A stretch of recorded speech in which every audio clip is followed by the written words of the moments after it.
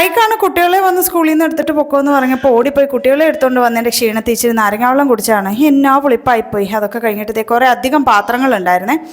അപ്പോൾ പാത്രങ്ങൾ കഴുകി പറക്കി വയ്ക്കാൻ ആസ്യൂഷ്വൽ നമ്മുടെ കൊട്ട എടുത്തിട്ട് വന്നിട്ടുണ്ട്. ഇങ്ങനെ കൊട്ടയ്ക്കകത്താണ് ഇട്ട് വയ്ക്കുന്നത്. ജീം ബൂം ഭാ അതേ വന്നില്ലാടേ. നമ്മൾ തന്നെ കഷ്ടപ്പെട്ട് കഴുകി അങ്ങോട്ട് വെച്ചാൽ ഇരുന്ന് ഉണങ്ങും.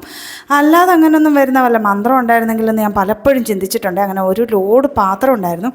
അതെല്ലാം കഴുകി കഴിഞ്ഞപ്പോഴത്തേക്കിനും ഉമ്മച്ചി മീൻ വെട്ടിക്കൊണ്ട് തന്നെ. അപ്പോഴാണ് ഇവിടുത്തെ നമ്മുടെ ഓവിയിൽ നിന്ന് വേസ്റ്റ് വെള്ളം കവിഞ്ഞിട്ട് അതൊരു 8ൻ്റെ പണി ആയിക്കൊണ്ടിരിക്കുമായിരുന്നേ.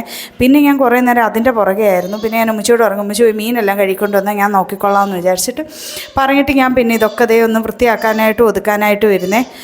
അതെന്നിട്ടൊന്നും റെഡിയായില്ല. വീണ്ടും വെള്ളം വന്നുകൊണ്ടേ ഇരിക്കുമായിരുന്നേ. പിന്നെ ഒരുവിധം ഒന്ന് സെറ്റാക്കി എല്ലാം കഴുകി. പിന്നെ നമ്മുടെ കയ്യിൽ ഞാൻ നമ്മുടെ ആമസോണിൽ നിന്ന് വാങ്ങിച്ചൊരു ആസിഡ് പോലത്തെ പൊടിയാണ്. അതൊക്കെ ഇട്ട് വൃത്തിയാക്കി കഴിഞ്ഞപ്പോഴത്തേക്കിനും ഏകദേശം 1 മണി കഴിഞ്ഞു. അപ്പോഴത്തേക്കും ഉമ്മച്ചി പോയി കുറച്ച് ചെടിച്ചീര വാങ്ങിച്ചുകൊണ്ട് വന്നേ. നല്ല ദേഷ്യവും സങ്കടവും ഉണ്ടായിരുന്നു. ആ വേസ്റ്റ് വെള്ളം എല്ലാം കൂടെ ആയി കഴിഞ്ഞപ്പോഴത്തേക്കിനും 8ൻ്റെ പണി കിട്ടി.